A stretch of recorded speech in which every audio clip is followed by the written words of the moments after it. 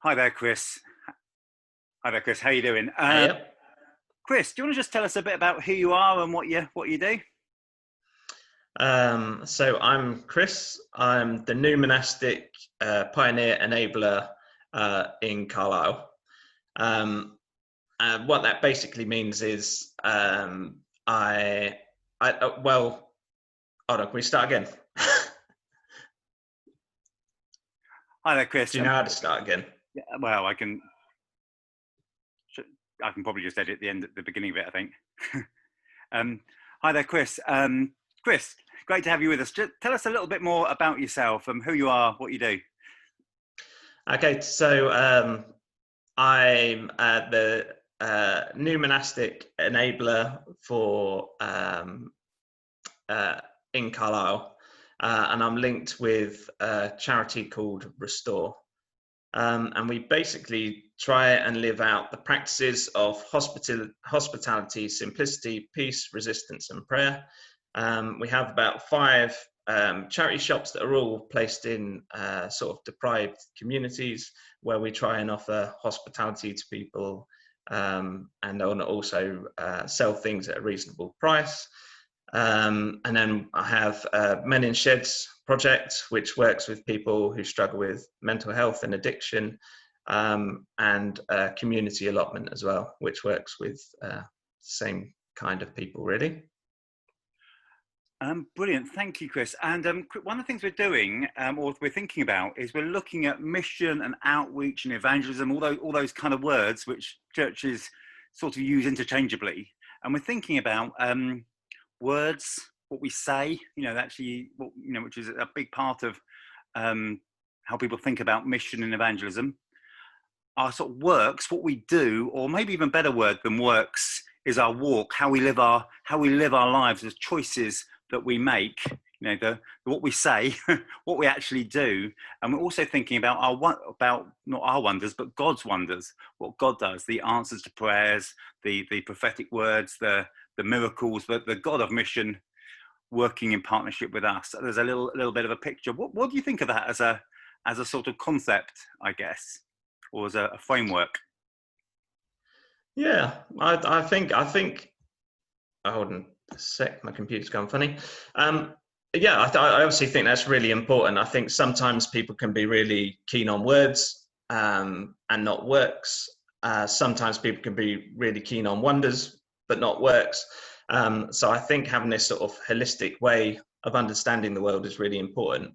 I was in a conversation just the other day with some CMS students, and one of the students asked, she said, does being a pioneer mean that you have to be a bit of a lefty politically? Because she said if it did, she felt uncomfortable with that. So I sort of threw it out to the group, said, what do other people think? And then another guy said, well, I think it's best to sort of put faith and politics in separate camps, like they seem to be bad for each other. Someone else pointed out that Christians in America basically got Donald Trump elected and stuff like that. So then I started saying, well, maybe it isn't that we as Christians are supposed to support this party or that party, but that actually Jesus calls us to embody his politics in the world. So we know that we've been told to love our neighbor, love our enemy. We're told to share what we have with others. Yeah, so I think there's this call as we follow Jesus to actually remind the world of him, and that doesn't mean that as individuals we're not Christ. That would be what's the word? Blasphemy. But that as a body of people, the church, we're called to show the world, to remind the world of Jesus And I through think, how we live. and I think as Christians, we will never, as you say, be exactly like Jesus. But as a body of people, I think we can look and resemble and have something of the ethos of Jesus. I mean, maybe we could, this side of heaven will never be a perfect representation of it. But I believe that actually something of the the flavour, the character, and the personality Mm. ought to be visible. And the other thing I was thinking about was we live in a world that's very good at rhetoric, but actually we need to match our rhetoric with who we are, because actually who says it is almost as important as what they say. And actually we need to be the people that our words and our works match up. And actually, which is often with evangelism is often the thing that non-Christians point at us, going, you talk about Jesus, but there's all these Christians who've done this or done that, or I've been to this place that wasn't nice, or there's some vicar in the paper who's done something bad, and somehow what we say and what we do doesn't always match up. I think that's Shane Claiborne's thing about how Christians have sometimes been the thing that have put people off belief in God. We've had much to say with our mouths, but little to show with our lives. And I think people are really looking for something that makes a difference, because I think people see all around them these days that there's a lot of suffering, there's a lot of people having a hard time. And then I think people are asking, well, what does your faith say about the suffering in the world? And sometimes, if we're truthful, all we've offered people is life after death, when there's people struggling right here and now. And our faith has to be able to speak into people's situations here and now, and the suffering they're experiencing. Definitely. And I think there's, was it DC Talk that said the greatest cause of atheism in this country, he was talking about America, but I think it probably works with the UK, is Christians who confess Christ with their lips, but deny him by their lifestyle. That's what an unbelieving world finds unbelievable. Because actually people know that Jesus was passionate about the marginalized, the disenfranchised, the ostracized, the last, the least, and the lost. And yet the church seems to be reading the Daily Mail and not looking very like Jesus. And that whole idea of Shane Claiborne about, I want to see a church that looks like Jesus. Because if we're called to follow Jesus, I think we're meant to look and act and be like him.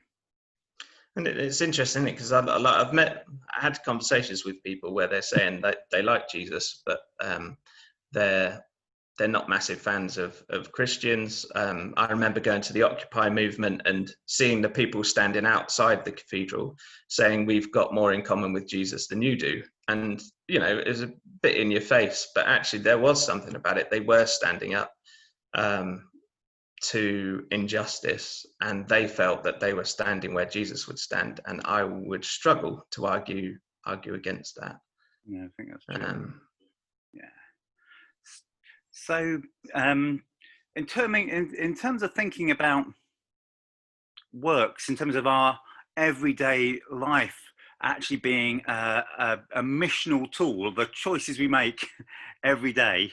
If someone was saying, Chris, for years I've been very good at giving the right answers, and I've also been okay at praying that God shows up and does miracles, but actually what I need to do is work out a life that looks a bit more Jesus-y on Monday morning. What would be your three top tips, if you like, for really thinking about how to live a Jesus-y lifestyle? Yeah, the top thing I would say is listen to your prayers, because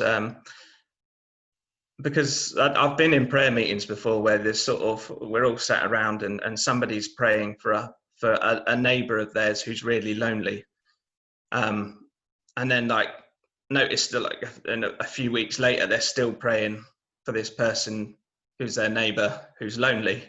And it's kind of that thing that slowly dawns on you that, I do believe God wants to feed the hungry and comfort the lonely, but it's not often by stuff dropping out of the sky. Often it's the quiet, gentle prompt of the Holy Spirit calling us to respond to the needs of people we see around us.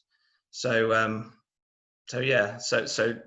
I guess my top one would be listen, and the second one would be to read the Gospels and just be immersed in how Jesus responded to people. See what he spent his time doing. One of the things we often do is get rid of interruption from our lives. But actually, when you see what Jesus did, it was often when he was going about something, doing his normal stuff, when he was interrupted by someone, and then something really amazing happened, like the woman at the well, or other examples where he was interrupted on his way somewhere. So I'd say pay attention to interruptions. And a third one. I think it really helps to be surrounded by a community of people that are trying to encourage one another to follow Jesus together. Because I think it's very hard on your own. Because the truth is that if we really follow Jesus, it's very countercultural.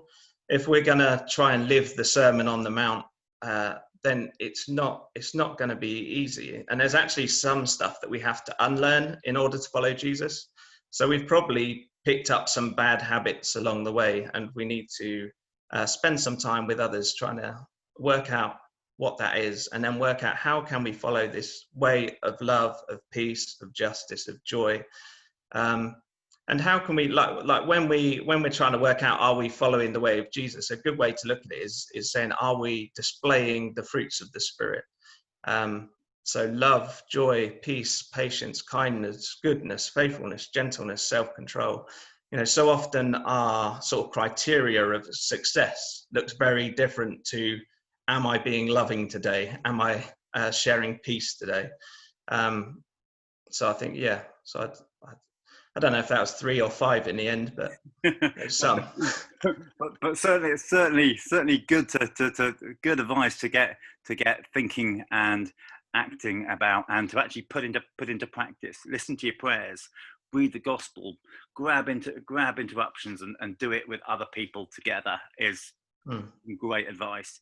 Chris, thank you so much for that. That's been really helpful, and bless you and all you're doing up there in Carlisle. Thank you so much.